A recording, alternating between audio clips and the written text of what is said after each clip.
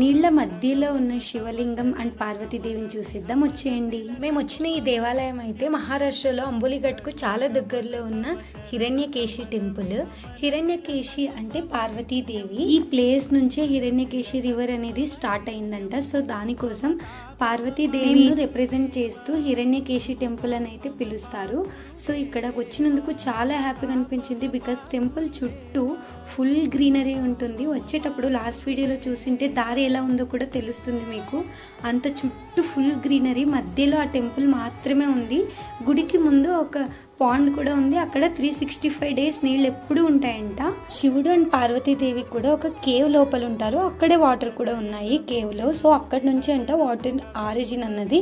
So అందుకే దాన్ని represent చేస్తూ నేమ్ అయితే అలా పెట్టారు. వెళ్ళేటప్పుడు దారి అయితే ఇలా ఉంది. నాకు భయం వేసి కాసేపు అయితే నేను నడుచుకుంటూ వస్తా అని చెప్పాను మా ఆయనకు. ఇంకా మంచి మంచి ప్లేసెస్ కి అయితే వెళ్ళాము. Set you.